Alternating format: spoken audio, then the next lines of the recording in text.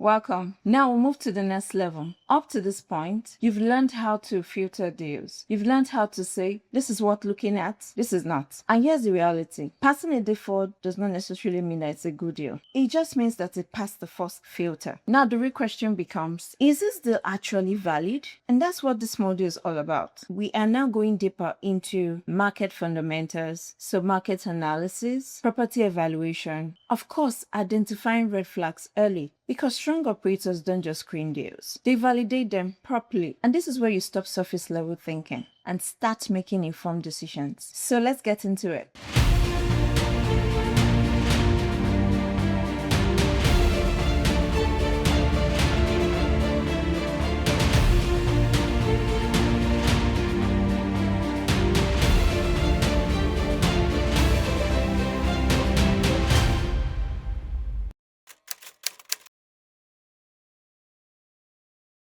Do you know that's not everybody that can manage a luxury apartment? Because the persona, the service, everything is different. So if you are used to low income housing and just from there you want to go and buy 2026 brand new high rise property, and because you say you've been in multifamily since 100 years ago, you think you can manage that. Okay, you know what that looks like. Just like you might not have the experience for some asset classes, that's the same with property managers don't have experience for that. So when choosing a property manager, you also have to think about what the experience is like. What are the typical properties that they handle? Because not all of them can handle all asset class. So now let's bring the two together. I've spent some good portion of today to talk about the market and the property type. Now, let's bring them all together. Let's make them align. So when you're choosing a property, all must align. And that is one, the market, the location, the class. When I say class, I mean property class, the rent, and that's a real deal. But you also need to watch out for the risk. So what are some market red flags? We've said it at the beginning. Now we're going to really dive into it. These are warning signs. Don't ignore them. They are present at every asset level. So property red flags can look like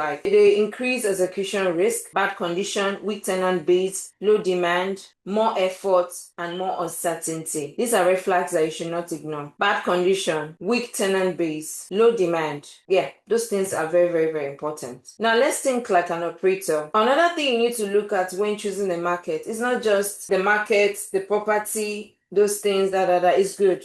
You need to look at your exit strategy. You might say, but that is something we should be thinking of far ahead of time. No. When you're buying a property, you're thinking about the beginning to the end, right from day one. That's the goal, because the property might perform, might do everything, but exiting might become very hard. So you need to consider that. How soon do these properties sell? How many days are they in the market? Who are the buyers? Do we have buyers or people that can afford this property if I want to sell tomorrow, right? So if you can't exit, don't enter. If there's no clear exit strategy, in short, nobody can buy your property. You're the richest man in the entire street and town. No investor, nothing like that. In short, they've never heard about that location in the entire map of the US. Please don't enter. In as much as checked all the boxes, because this exit strategy is as important as your market and your property strategy. So this is very, very, very important. And finally, the deal breaker here. Every deal has a breaking point, and the earlier you identify it, the lesser the cost it will be for you. Now let's bring everything together that we've learned. Now you combine the market,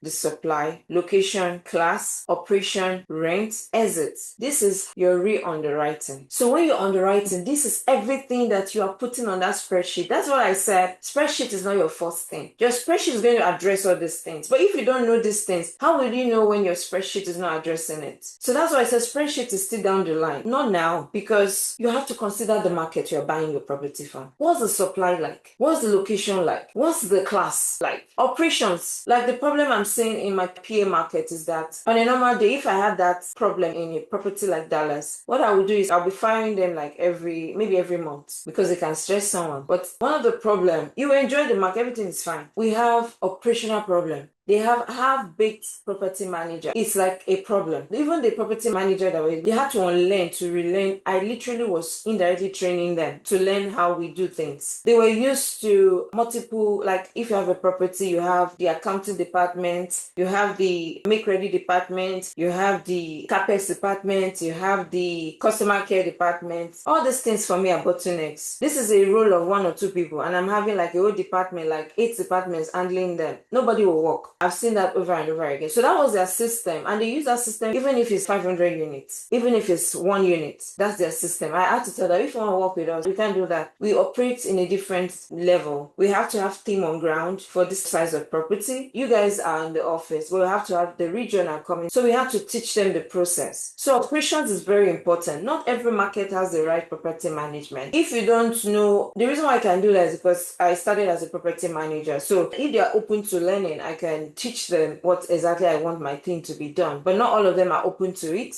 you know. So you need to consider that it's a bigger problem than you can imagine, because our property in that market, fantastic, very good. But anytime I take my eyes off, I say, okay, let me concentrate on my investors, because most of the properties in that market are personal between me and my current business partner. Once I just say, okay, let me just divert my attention and concentrate on my syndication deals. Just look at my syndication deals and don't ask questions. By the time I'm coming back, I'm meeting a disaster. So if you don't know how to manage all these things, your property will sink, regardless of if the property can perform in a normal day. So operations is important. Is there rent upside? Your exit strategy, how many people are going to buy it? So that market is an average. It's not like Dallas. You put a property on the market, you have like 50 people bidding for the same property. That's what you see in Dallas. But in that market, you're going to have like 5 serious buyers. Whereas some other markets, before you see one, maybe after 3 months. You don't want to be in that after 3 months kind of market, because it's possible that your loan is about getting due and you've not gotten any buyer. You're in trouble. So this is how underwriting is done. So one final principle I need you to remember: operators verify, they don't assume. That's the difference. Now we apply. Now we're going to move into application, real deals, real decisions. This is our D room, and in our next module we're going to be discussing OM review. This is the beginning of the underwriting proper. Our D room is going to be about reviewing the OM, because everything we discussed is literally the OM itself. If we don't know, the OM addresses all these things, but the difference is that it's not you that did those market research, it's somebody else, and you cannot trust it. You have to verify. So in the next session, we're going to break down offering memorandum. That's what we call OM. The short name is OM. It's an offering memorandum, and what it does is it gives you an overview of the market, the supply, the rent, the comparables, everything I've listed, everything is there, and how to extract the truth from them, because it's not what you think it is that it is. I'm surprised I finished this thing in less than 1 hour. That's good. So finally, in closing, a day passes through screening but can fail in this level, because it's not meeting the market, it's not meeting the location, it's not meeting the class, it's not meeting the operations, it's not meeting the rent, and it's not meeting the exit strategy. Then you decide, because in acquisition, clarity protects capital. So at this level, you still have to decide, am I moving forward with this deal or I'm throwing it away? And this is how and where underwriting begins.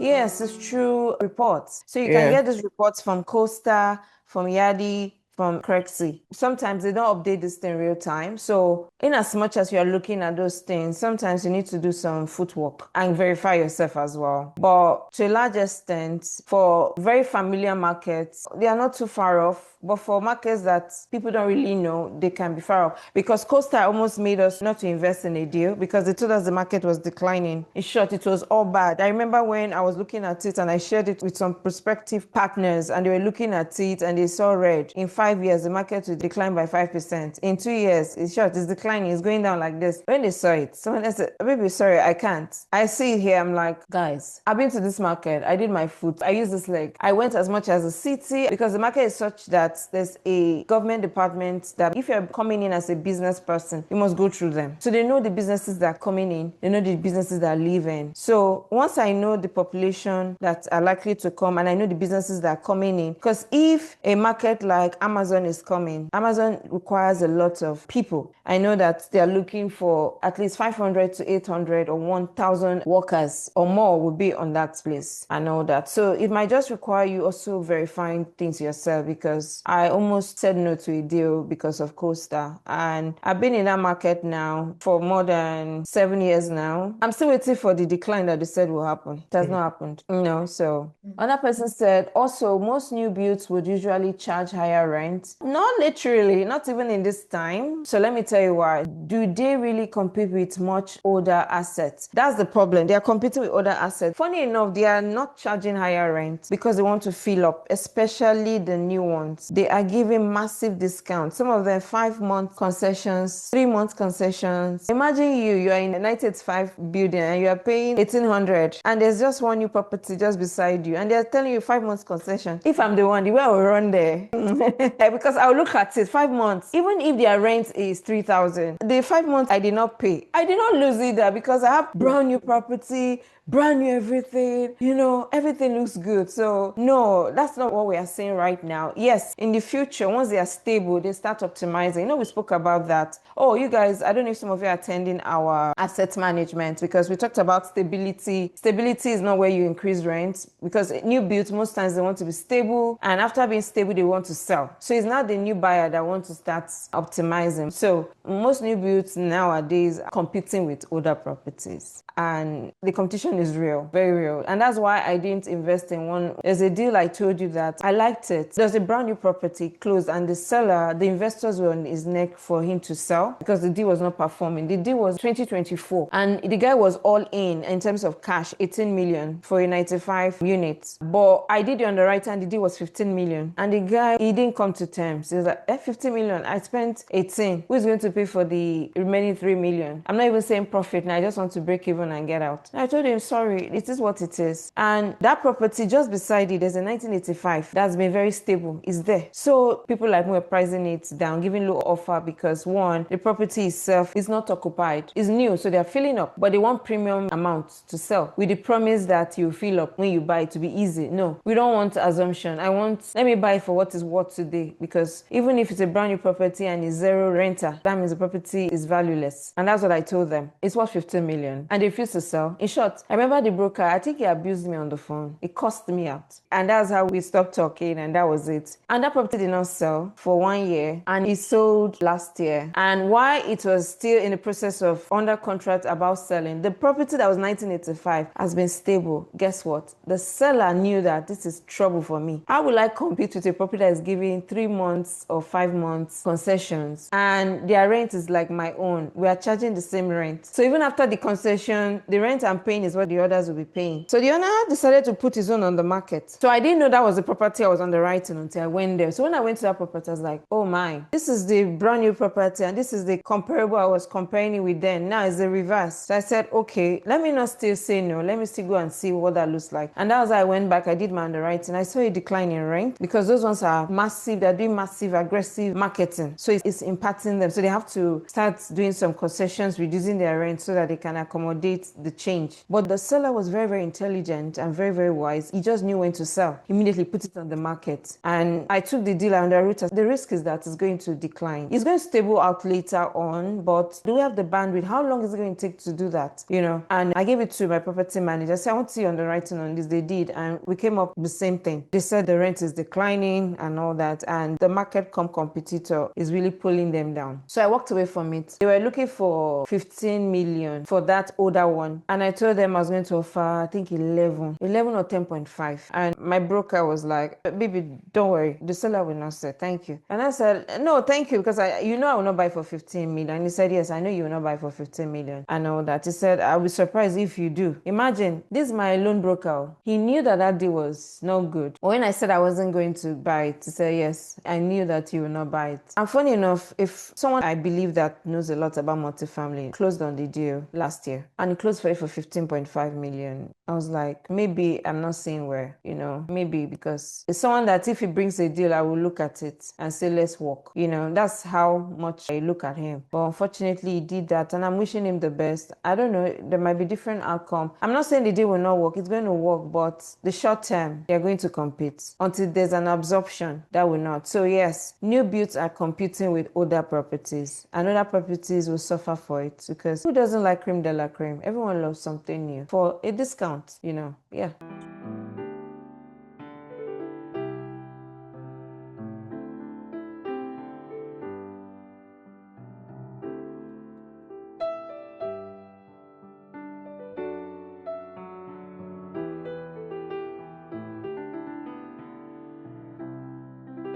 When we are talking about property class, many things will determine if it's a class A or class B. So sometimes the age is not a common denominator. Let me put it that way, because we've seen a class A property that, in short, I will call it a B minus. When I mean class A new build, they just built it, but there's nothing to it. It's as if the person just wanted to build, or maybe wanted to make his family proud that he has built something, or maybe that was his first building. I don't know. But we've seen that there's nothing to it, no upgrade, just the regular. I won't call that a class A. I'll call that maybe a B plus. Yes, it's brand new, but it's not meeting the standard of a class A. So yes, so if I want to consider what actually a class is, it's going to be a combination of many things for me. The location. So I can have a class C in a class A location, and that's a good one. I want to have a class C in a class A market. That's the sweetest. I love it, because I have potential of having some nice people on my class C, but I must maintain it to look good for some nice people to come. And the value is going to appreciate, because it's going to rub off on me because of the neighborhood. So I will not call that a typical class C, because I want to assume that that person that has that class C in a class A market will take care of it like a class maybe B minus. Sometimes a property class can be determined by who is staying there. So if I have the top-notch people staying on my property, all of them are very rich, you can say that is a class A property. And for them to come, there are some things that will attract them, right? You must have the amenities for them. Maybe a swimming pool, maybe a gym center. So it's not one thing. Sometimes it's not that clear. Even to me, sometimes I need to feel the property, see it, go around the area and say, no, this is a class C or this is a class B, because the age might be right, 1990 something, which we all assume that 90s or even 2010 should be class A, but it might not be. There are many things I will ask you to look at. Look at the age, that is the year it was built. Look at who is staying on it. Look at the repairs, if at all. Look at the tenant profile. Look at the location where it is, because it will be sad that you have a class A property in a D class location. Have you guys not seen that before? A very beautiful property in a very bad location, and you're wondering, what were they thinking? It happens. So or maybe it was the opportunity zone. Maybe they're trying to renovate or something. but why would you go and put a lot of money, and rather than doing the regular, you went to do luxury? You have a pool, you have a gym house, you have a play center. What are you using that to do in that kind of location? So there are many things that would say amenities too can define a property. If this is an A or B, what type of amenity is it? The lifestyle of people can also determine what that looks like. One of the ways you can identify class A, so it's not just that it's new construction, premium finishing, that is a criteria. So I can build the house and the house is just there. It's not premium. It's just the regular. Does not mean that it's a class A. And it must be located in a strong area. That's another thing. So if I have a class A and it's in a class C location, I won't call that class A, because that location has kind of diminished its value. And there's no way you see someone that earns, let's say, 500,000 annually stay there. It's not possible. And that's why when you hear prices of some condos in New York, you open your mouth. It's that premium feel. People's taste level. That's what they're paying for. And if you want those kind of people, then you have to up your game. Yes, so location must be good. You can't have that kind of property in a bad area and expect people to pay you that premium amount. It has diminished it right there. So the type of people that will be coming to that area, if it's really a class A, is high income earners, very high ones. We're talking about doctors, we're talking about scientists, we're talking about IT. When I'm saying IT, I'm talking about not the small level one, maybe they are managers. Those are people we're talking about. And their income is stable. So these people are relatively like partners in those businesses. So their income is stable because they are decision makers sort of in their businesses or in their jobs. So they will need those kind of comforts. I have a friend, she's one of my business, but she's a doctor and she makes very much, very, very much. as a doctor. And she stays in an apartment. And I was like, why are you not staying in your house? She said, the maintenance thing, she doesn't have the time to coordinate people that would help her maintain her lawn, to do her swimming pool and all that. So she had to sell. So she's in a luxury apartment because of the service that can give to her. So there are some people that are like that they don't just want the maintenance stress of property. Rather, they'll go and look for the luxury and someone take care of the stress. And they are professionals. So this type of asset will be very, very attractive to them. So it must be good, because it's not as if they can't buy their homes. They can, but they are in your place for a reason. For luxury, for comfort, and you must give it to them. I also mentioned here the risks involved in Class A. One of the risks is limited value add. The upside is limited. I spoke about risk level in one of my videos. The risk level will determine what kind of investment you want to do, and so does this one. So if you have a normal risk level, you're not a risky person, you don't like risk. In short, you want everything in your life predictable. This is you. You'll be investing in new builds, luxury ones, because you're not interested in the upside. You just want stability. That's what you're interested in. So if that is you, then what are you looking for in Class C? Because Class C can give you nightmare, BP, early death, anything you want to call it. It can, if you don't have the bandwidth. Although it will give you more cash flow. So what is priority to you? It's you that will decide what that looks like, right? We're going to take 10 minutes of our next class. We're going to just address them. Michelle, we're going to talk about property class briefly. So it's not one thing. I don't want you to leave here with that assumption. I used to feel that when I just started. Oh, anytime I see a new building, that's Class A. No, it's not. It's not necessarily because it's new. Does it have that finishing? Does it have the amenities? What location is it in? Is it in a very strong, good location that an executive or a partner want to stay in? Or a surgeon that earns like $1 million or 1.2 or 2.5 annually will want to stay in? Because these people, they can buy their home, but they know what they're looking for. So that's Class A plus. So yes, I'm going to address that. Thank you all for your time. Have a beautiful night.